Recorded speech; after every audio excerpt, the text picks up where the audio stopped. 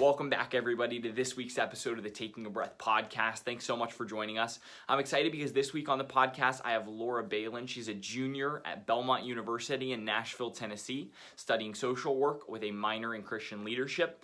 I'm excited because we get to talk all things team building, growth. She shares some experiences from her sorority leadership that she's working with right now and a camp called Crowder's Ridge based out of North Carolina, a team that she was working with there.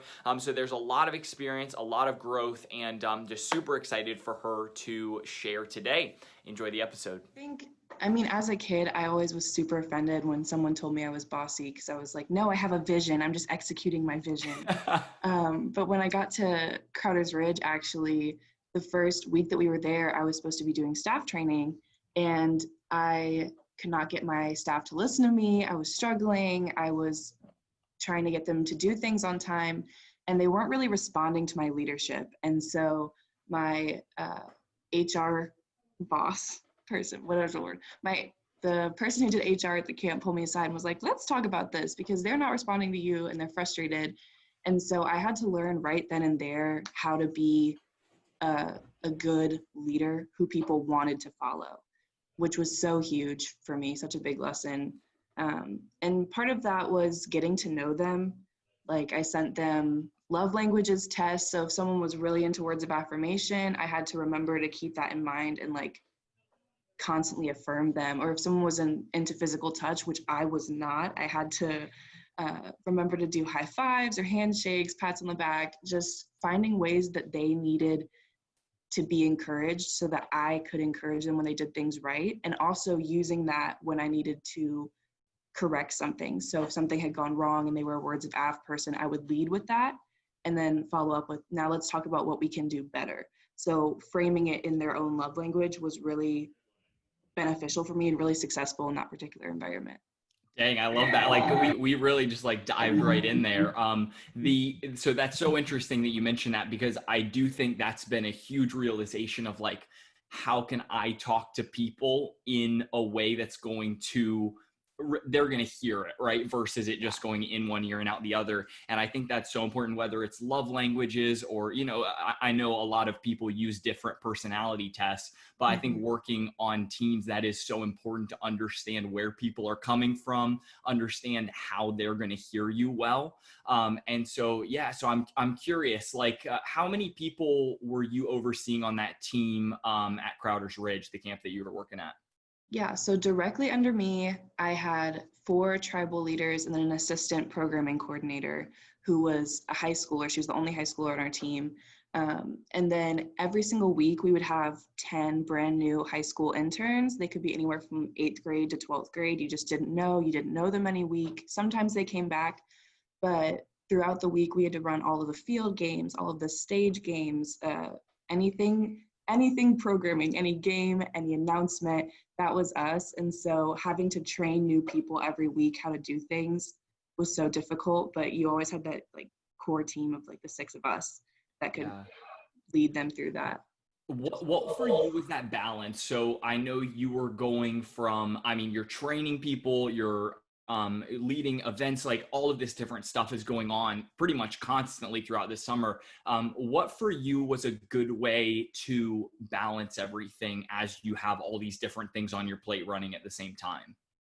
The biggest thing that I had to do, I'm very scatterbrained. So especially at camp when there's 1,000 things happening and there's so many people you have to keep track of, I had to take time for myself every morning. I would wake up before the rest of my cabin.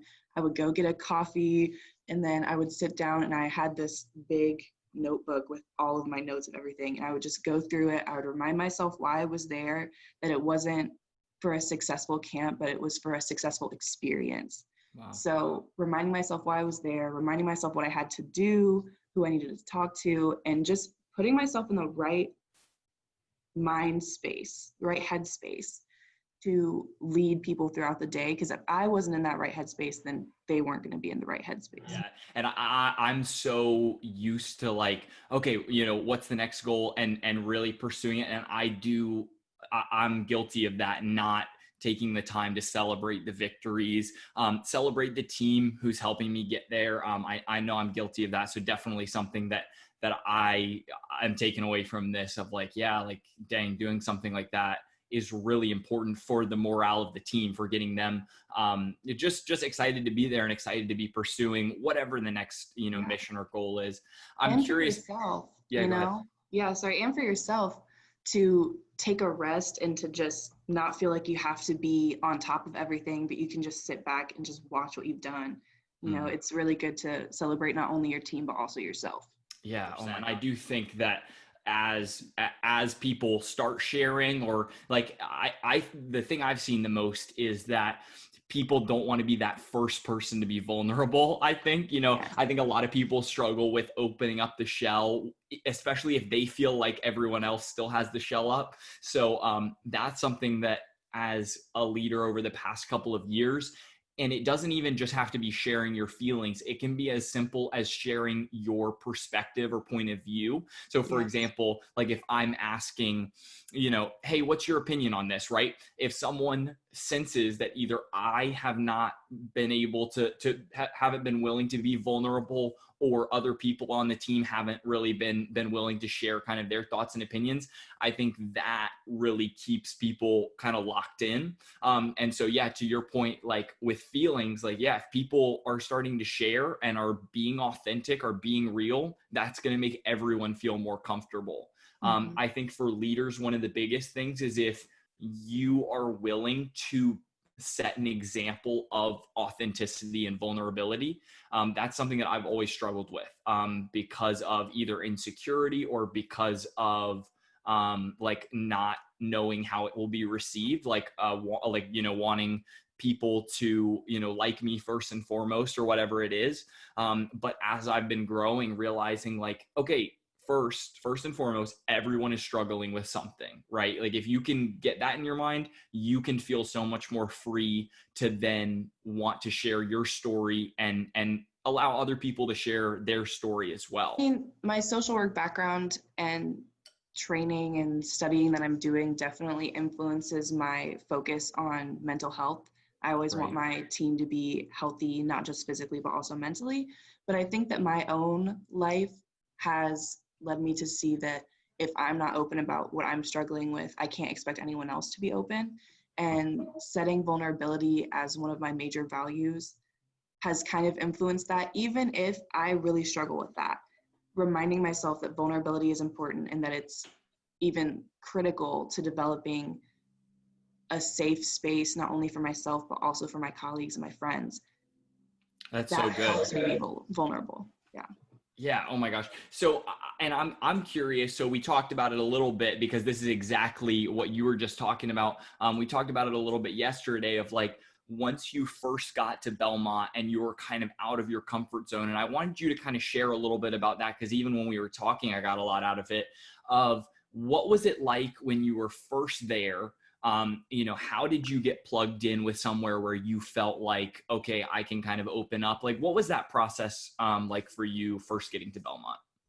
Yeah, so when I first got to Belmont, I had been at the same school with Parker since kindergarten. Yep. And I came in so insecure. I felt like I didn't know how to make friends. And so I overcompensated by getting super involved.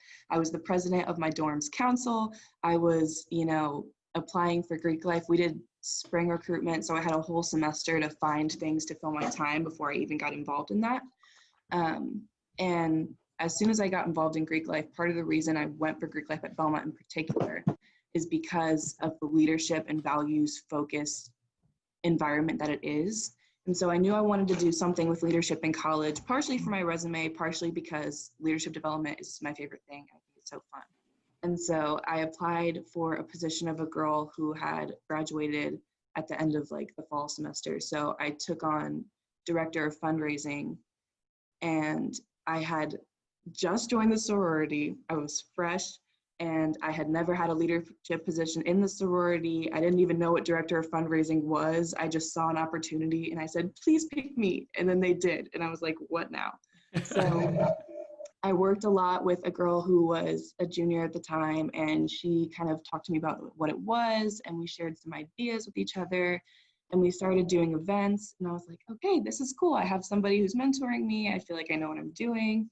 And so I decided to apply for our executive council. And I was voted into this position, so I'm the VP of member development now. And the second we started doing things, I realized, oh, that like little taste of leadership in the sorority taught me not as much as I needed to know. And that imposter syndrome really just hit immediately. I was like, why did they pick me? I don't know what I'm doing.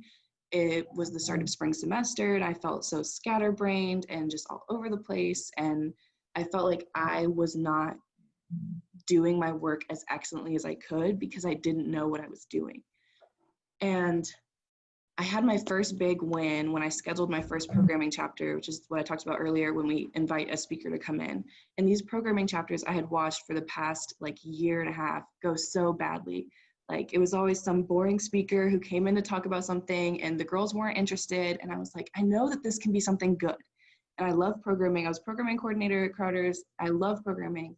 And so I called one of my professors and I said, hey, I think this could be a really cool thing for you to come and speak about self-care and compassion to our sorority. And they loved it. They loved it. They were so engaged. They were talking back and like engaging him in questions. And at the end, he told me it was his favorite time he's ever spoken on that topic. And he's been talking about it for 12 years. Wow. And I felt so encouraged by that. So I kind of, what's the word? Oh my gosh, I just forgot the word. Let's see. I took that experience and I internalized it. And I said, I have something in this position that I'm good at. I have something in this position that I can do. I'm not completely lost. I'm not completely helpless. And I can, if I can take this confidence that I've internalized and apply it to the other areas of my position that I have no idea what I'm doing, I'll be able to be successful. Thanks so much for your time today checking out the episode. If you're interested in more content, make sure to follow us at Taking a Breath Podcast on Instagram. And if you're interested in the full audio version of this episode, click the link in the description to head to Anchor, Spotify, Apple Music, wherever you are listening to podcasts. Check it out. We'll see you next week.